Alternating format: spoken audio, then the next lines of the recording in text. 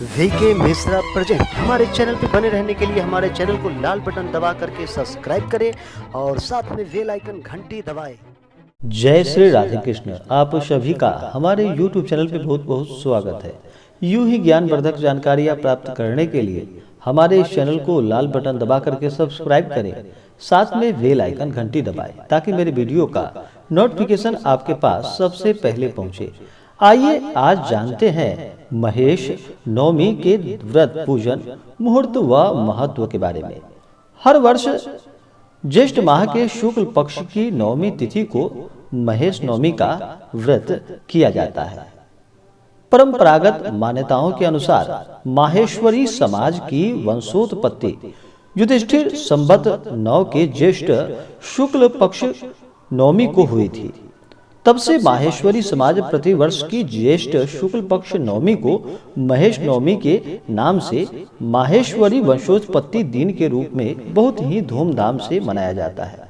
यह पर्व मुख्य रूप से भगवान महेश यानी कि भगवान भोलेनाथ, भगवान महादेव और माता पार्वती जी की आराधना के लिए इस दिन को माना जाता है। जो भी भक्त सच्ची श्रद्धा के साथ, नियम व निष्ठा के साथ महेश नवमी के दिन भगवान भोलेनाथ और माता पार्वती का पूजन करते हैं, भगवान भोलेनाथ और माता पार्वती उनके सभी दुखों को हर लेते हैं। इस व्रत को करने से अगर कहीं से श्रापित कोई व्यक्ति हो तो वह भी इस व्रत के प्रभाव से मुक्त हो जाते हैं।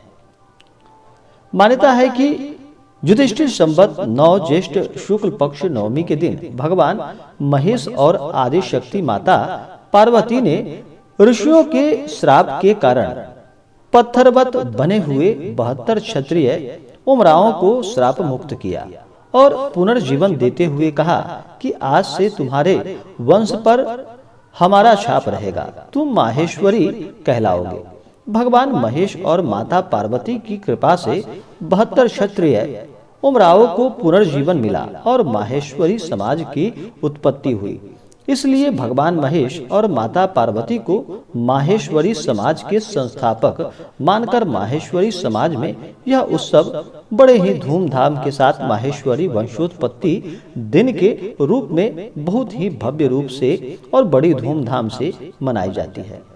इस उत्सव की तैयारी पहले से ही शुरू की जाती है। इस दिन धार्मिक व सांस्कृतिक कार्यक्रम भी किए जाते हैं, शोभा यात्रा निकाली जाती है, महेश वंदना गाई जाती है, भगवान भोलेनाथ की महाआरती होती है। यह पर्व भगवान महेश और माता पार्वती के प्रति पूर्ण भक्ति भाव और आस्था यह व्रत प्रकट करती है। इस बार महेश नवमी का व्रत 19 जून 2021 दिन शनिवार को किया जाएगा। नवमी तिथि प्रारंभ समय 18 जून 2021 दिन शुक्रवार रात्रि 8:40 और नवमी तिथि की समाप्ति होगी 19 जून 2021 शाम 6:47 पे। महेश नवमी के दिन शनिवार दिन होने के कारण इस दिन का और भी महत्व बढ़ जाता है। शनिवार के दिन अगर पीपल के वृक्ष में गुड़ तथा तिल मिश्रित जल डाले, इससे सभी देवी देवता प्रसन्न होते हैं। पीपल के वृक्ष में सभी देवी देवताओं का वास माना गया है। मूले ब्रह्मा तुझे विष्णु, शाखे शंकर, पत्ते पत्ते देवानाम, यानी कि पीपल के वृक्ष में समस्त जड़ से लेकर के टहनियों तक में सभी देवताओं का वास माना गया है। जो भी भक्त इस दिन गुड़ तथा तिल मिश्रित जल अगर पीपल के वृक्ष में अर्पित करते हैं, उनके सभी जीवन के कष्ट धीरे धीरे समाप्त होने लगते हैं तथा उन्हें सभी प्रकार के सुख और समृद्धि की प्राप्ति होती है। इस दिन शनिदेव को प्रसन्न करने के लिए शनिदेव दंडनायक और कर्म फलदाता है। जो भी अच्छे कर्म करते हैं, भगवान शनिदेव उनको अच्छे फल प्रदान करते हैं और जो भी बुरे कार्य करते हैं, भगवान शनिदेव उन पे अपना कृपा नहीं बरसाते बल्कि उन्हें दंड भी दे देते हैं। भगवान शनिदेव सभी को संभलने का मौका प्रदान करते हैं। जो भी धर्म कर्म के कार्य में लगे रहते हैं, भगवान उनकी सदैव रक्षा करते हैं। तो इस दिन शनिदेव को प्रसन्न करने के लिए शनिदेव के मंदिर में जाकर के शनिदेव के ऊपर सरसों का तेल चढ़ाएं।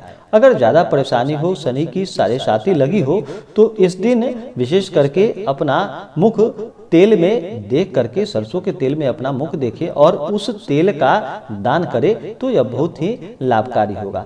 किसी मंदिर में जा करके एक ताला खरीद करके लाए, वह ताला आप खरीद करके लाए तो चाबी उसी में लगा हो और उस ताले को किसी मंदिर में रख करके चले आए, उस ताले को खोले भी नहीं। और जब भी कोई उस ताले को वहां से उठाकर ले जाएगा और जैसे ही ताला को खोलेगा तो उससे भाग्योदय होने की संभावना होती है। तो यह काम कर सकते हैं और भगवान भोलेनाथ को इस दिन विशेष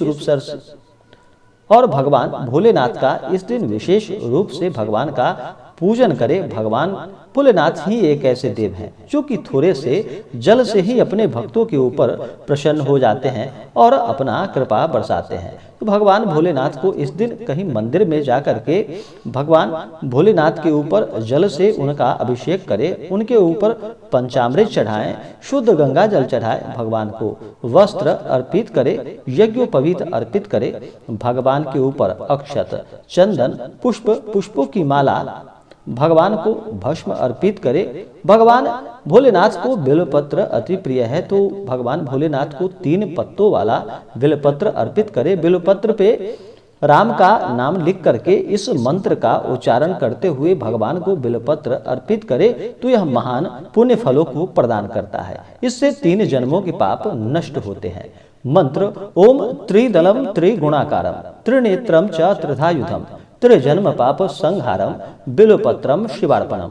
इस मंत्र के द्वारा अगर भगवान भोलेनाथ को बेलोपत्र अर्पित करते हैं तो भगवान 3 जन्मों के पाप को नष्ट कर देते हैं और अपना कृपा अपने भक्तों के ऊपर सदैव बनाए रखते हैं। फिर भगवान को भांग, धतूरा आदि चढ़ाएं, शमी पत्र भगवान भोलेनाथ को चढ़ाएं, धूप और दीप दिखाएं, अनेक प्रकार का नैवेद्य भगवान भोलेनाथ को अर्पित करें और फिर द्रव्य दक्षिणा चढ़ाएं, भगवान की आरती करें। इस प्रकार विधिवत भगवान का पूजन करें। माता का भी इसी प्रकार से माता पार्वती का पूजन करें।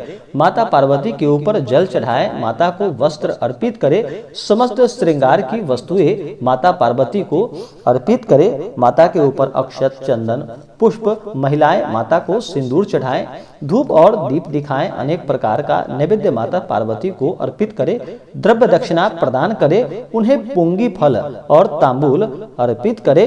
उसके बाद भगवान भोलेनाथ और माता की पूरे विधि विधान के साथ आरती करें तो यह बहुत ही लाभकारी होगा।